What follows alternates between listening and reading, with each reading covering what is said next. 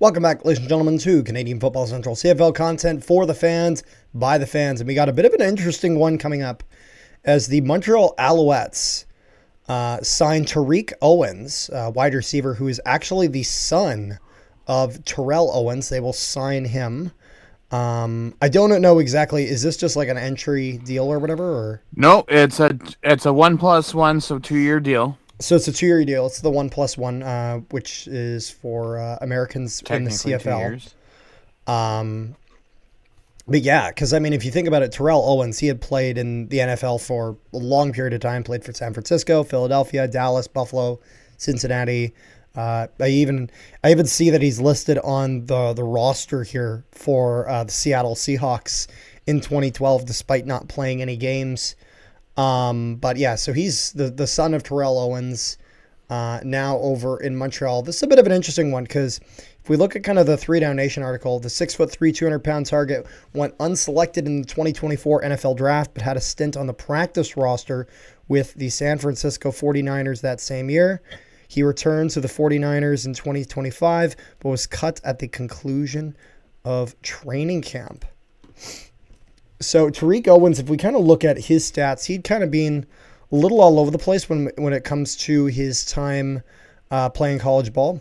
Played JUCO 2018 for Contra Costa, in which case he had 306 yards on 15 receptions. It doesn't even show how many games he played here. Was with Florida Atlantic, the Florida Atlantic Owls for 2 seasons, which are in the AAC. But it looks like he didn't actually end up actually playing any time there. Dressed for 4 games, but didn't play. But then was with Missouri State for 3 years, in which he had gotten a bit of time there. Not a ton, but a bit, especially in his senior year. He got 528 receiving yards, got 4 touchdowns there. And then again, his little stint with the where he was on the 49ers practice roster. But he'll be coming to the CFL. And I'm curious to see exactly how the Alouettes use him. Was he drafted in the CFL draft, Rick? Or is he undrafted? Oh, we lost Rick. Hold on a second. We got him back. I've been here this whole entire time. Okay, no, it blacked out on my end, though. Did he go undrafted, or? He went undrafted in the NFL draft. Was he drafted in the CFL draft? Let me take a look.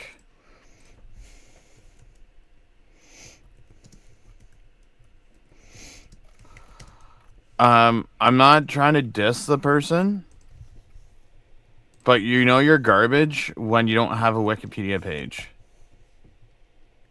Hey, I wouldn't say you're garbage if you don't have a Wikipedia. Well, no, I'm not saying garbage. You don't have a Wikipedia page, Rick. Yeah, I do. What are you talking about? No, you don't. I'm gonna search it up right now. It's not gonna be there.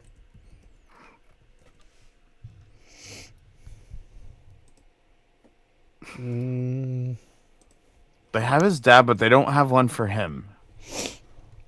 Yeah, well, because I mean, if you look here at just at Football Database, it has all of his college stats for the most part. But it's just kind of interesting in the sense of he hasn't played since 2023. When he played, but keep in mind he was on the 2025 practice roster when he was on. No, I know, he had not played an actual full season. He's never played in 2024 though. To be fair, that's not that uncommon. We've done videos on numerous guys where they had just missed a season. And I'm not talking about when COVID happened and the CFL didn't play a season. I mean ones where a guy played in 2022 and then played in 2024 and for 2023 just didn't play for whatever reason. Sometimes just holding out an opportunity, not exactly sure. I'm kind of surprised, at least when I'm looking at his... I'm a little bit surprised though as well with you, with what you're saying that he didn't play 2024, as this to me sounds like a guy that the UFL would have been all over. You know what I mean? So I'm not sure. But what do you think about this? Because to be honest, it's like I'm just I see his dad. His dad was great. You know what I mean? And I'm not saying that to try to discredit him. Unless I'm curious to unless he see. swings for the fences in preseason, he's either going to end up on the practice roster or he's going to get cut. Yeah, I have kind of a similar concern to you with in regards of just that missing year is exactly kind of what happened there. Not that he wasn't putting in work. I'm sure he was. I'm sure he was putting in a ton of work. I just don't know enough about him. You know what I mean? And this is something where I'm just really interested. I understand why the Alouettes went with this in the sense of doesn't hurt. You know what I mean? And with a guy with he's got the genetics for it. That's for sure. You know what I mean? And so if they're able to make him work, he's certainly got the genes for it. So I'm curious to see exactly how this goes. Because if I'm looking here, if we look at even like his father, this is just in the 3 Down Nation article, it's talking about Tariq Owens. He has been inducted into the San Francisco 49ers Hall of Fame and the Pro Football Hall of Fame in 2018. The then 44-year-old considered making a return to professional football and was added to Edmonton's negotiations list. He even hired a Canadian agent, though he never ended up signing a contract in the CFL. And then in the rest of the article, it mentions another signing, which we're going to be doing just after this. So, to be honest, this is a signing where I wouldn't kind of get too much behind it, like in the sense of I don't know if this is necessarily going to set the world on fire. However, who knows? I think this is maybe a guy to just kind of keep an eye out on. I'm curious to see if he gets a bit of a chance in the preseason and exactly how he looks.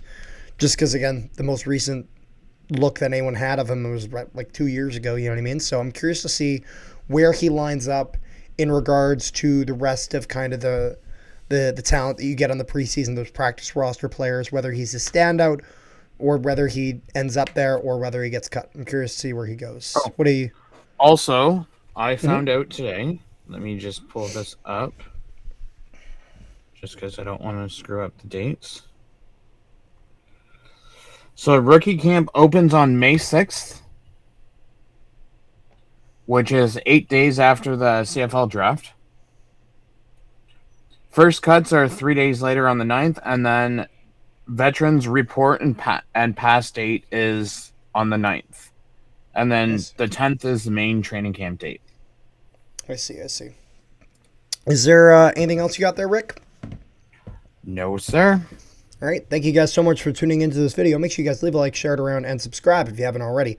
Also, if you guys haven't, make sure you guys join our Discord. Link in the description below to our Discord where we discuss all things CFL, NHL, all sorts of sports stuff. So make sure you guys go there.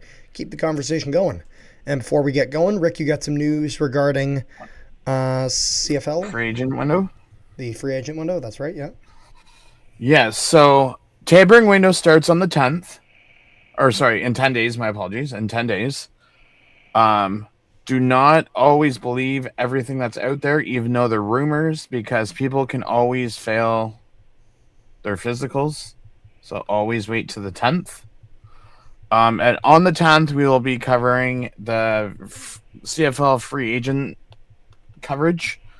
So come over to Hamilton Sports Central, and who knows, you may be lucky and join us and say your thoughts on signings.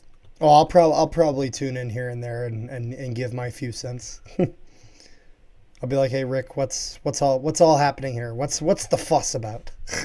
Yeah, so the good thing is I will be using StreamYard, so I'll have a ticker on the bottom. Oh, lovely. As to the latest signings. There we go. I'll be updating it as they happen so that people can keep updated. Nice. And I'll have a time window on the bottom of the ticker, so that if you want to know what the latest signings are, I'll put timestamps in the window. Lovely. Check that out. I'll see you guys next time.